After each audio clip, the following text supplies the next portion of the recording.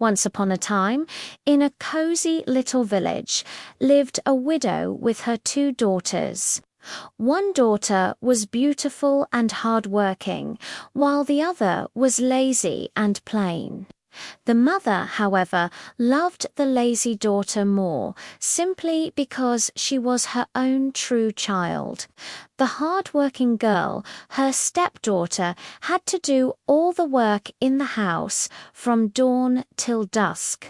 Every day, the poor girl had to sit by a well on the main road and spin until her fingers bled. One day, as she was spinning, the spindle became so covered in blood that she leaned over the well to wash it clean. But as she reached down, the spindle slipped from her hand and plunged into the deep, dark water. She ran, crying to her stepmother, and told her what had happened.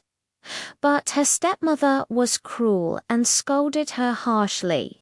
"You lost the spindle, so you must be the one to get it back," she ordered. Frightened and heartbroken, the girl returned to the well. In her despair, she jumped in after the spindle, not knowing what fate awaited her.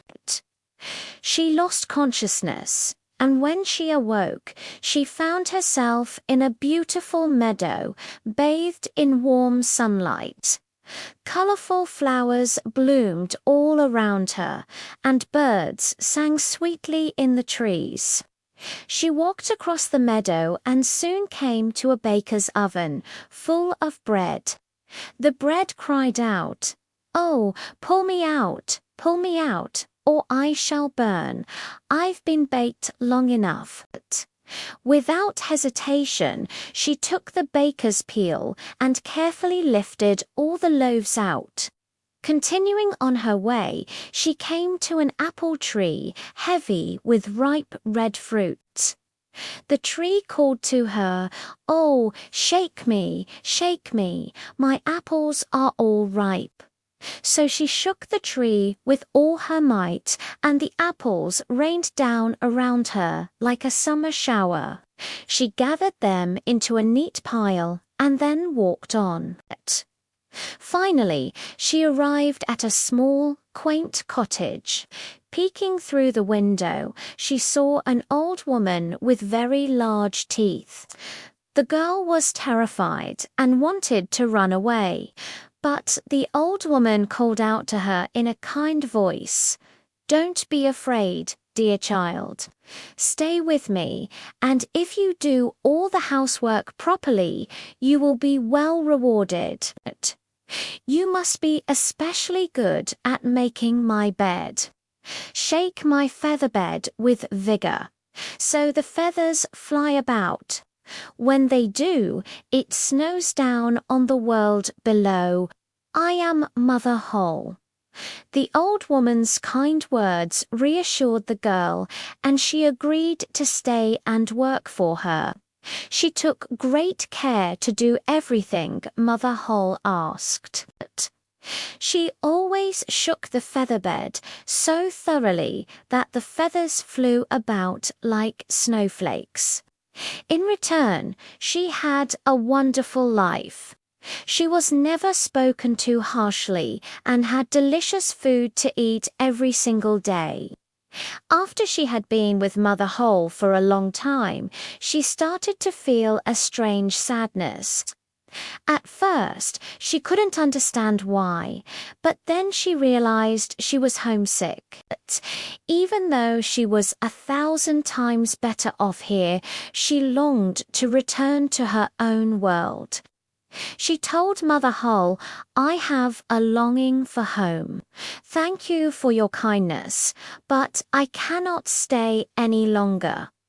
Mother Holle smiled and said, "I am pleased that you wish to go home, and because you have served me so faithfully, I will show you the way back myself."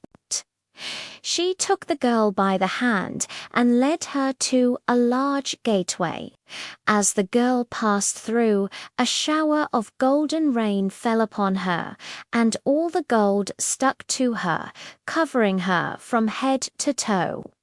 "This is your reward for being so hardworking," said Mother Holle, and she also returned the spindle that had fallen into the well. The gate closed, and the girl found herself back in the world, not far from her stepmother's house.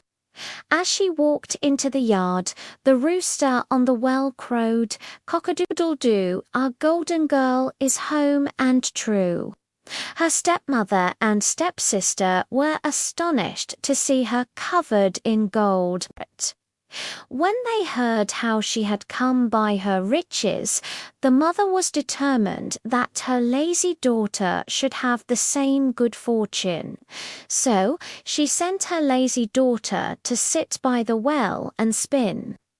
The girl pricked her finger on a thorn to make the spindle bloody, then threw it into the well and jumped in after it. Like her sister, she awoke in the beautiful meadow and followed the same path. But when she came to the oven, the bread cried out, "Oh, pull me out, or I shall burn." But the lazy girl replied, "As if I'd get my hands dirty for you," and walked on. Soon she reached the apple tree, which cried, "Oh, shake me, my apples are all ripe." She answered, "A likely story. What if one falls on my head?" And she left the tree behind. When she came to Mother Holle's house, she wasn't afraid, for she had already heard about her large teeth. She immediately offered her services. On the first day, she worked hard, remembering the gold she would receive. But on the second day, she began to slack off, and by the third, she wouldn't even get out of bed in the morning. She did unbother to make Mother Holle's bed properly, or shake the feather bed so the feathers would fly. Mother Holle soon grew tired of this and dismissed the lazy girl. The girl was delighted, thinking the golden rain was about to fall. Mother Holle led her to the same gateway, but as she stood beneath it, a great kettle of black pitch poured all over her instead of gold. "That is the reward for your service," said Mother Holle, and closed the gate. The lazy girl returned home, covered in sticky black pitch. The rooster on the well saw her and crowed, "Cock-a-doodle-doo. Our dirty girl is home, it's true," and the black pitch stuck to her, and it never, ever washed off for the rest of her life.